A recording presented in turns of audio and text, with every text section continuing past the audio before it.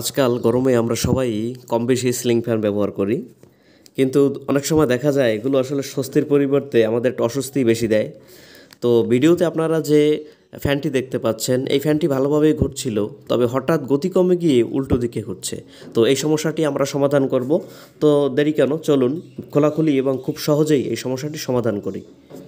এই সমস্যাটি সমাধানের জন্য আপনাকে প্রথমেই আপনার রেগুলেটরটি খুলে নিতে হবে, এবং খোলার পরে আপনি দেখতে পাবেন যে একটি পিএফ ক্যাপাসিটর, এটি ফোলা অথবা ফেটে যাওয়া যদি দেখতে পান তাহলে এটু পরিবর্তন করে নিতে হবে, অথবা তার বিপরীত পাশে একটি মসফেট দেখতে পাবেন, এই মসফেটটি পুড়ে যাওয়ার কারণেও আপনার গতি কমে যেতে পারে, অথবা আপনার রেজিস্ট্যান্স বা ডায়েক আছে এটা ভিতরে বা তার, এগুলোর কারণেও আপনার ফ্যানের গতি কমে যেতে পারে।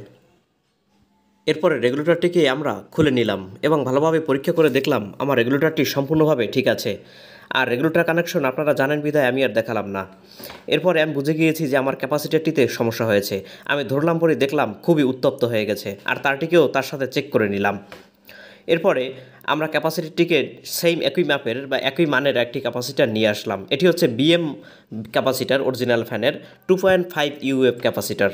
আর অনেকেই আসলে 2.5 ইউএফের পরিবর্তে আপনারা 3.5 ইউএফ ব্যবহার করেন গতি বাড়ানোর জন্য।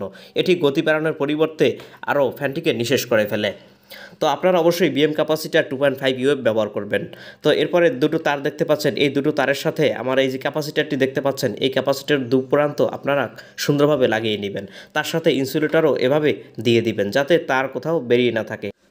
ক্যাপাসিটারটি লাগানো হয়ে গেলে তারপরে ভালোভাবে চেক করে নেবেন, দেখবেন কোথাও কোনো তার ছুটে গিয়েছে কিনা, অথবা আপনি যেভাবে লাগানো দেখেছিলেন সেভাবে লাগানো আছে কিনা। ক্যাপাসিটার লাগানো সম্পন্ন হওয়ার পরে এখন আমরা চেক করব, দেখব যে ফ্যানটি আগের মতো সেম একই গতিতে ঘুরছে কিনা। তো সেজন্য আমরা প্রথমেই ফ্যানের রেগুলেটরের ভলিউমটা আমরা কমিয়ে নিলাম। এরপরে আমরা সুইচটি অন করে দেখলাম যে ফ্যানটি সেম আগের মতো ঘুরছে। তো আমি গতিটা কমিয়ে বাড়িয়ে দেখাচ্ছি, দেখুন যে ফ্যানটির গতিটা একটু কমে গেছে। তো এর থেকে বুঝলাম যে আমাদের আজকে ক্যাপাসিটার লাগানোটা সফল হয়েছে এবং আমার ফ্যানে অন্য কোনো সমস্যা ছিল না। তো যাই হোক, আজকে সম্পূর্ণ একটা কাজ দেখতে পারলেন যে কীভাবে আপনার ফ্যানে সমস্যা হলে সমাধান করতে পারেন। পরবর্তী সময়ে সিলিং ফ্যান সম্পর্কিত আরও অনেক কাজের ভিডিও আসছে, তাই আপনারা একটু কষ্ট করে হলেও চ্যানেলটি সাবস্ক্রাইব করে নোটিফিকেশন বেলটি অন করে আমার সাথেই থাকবেন।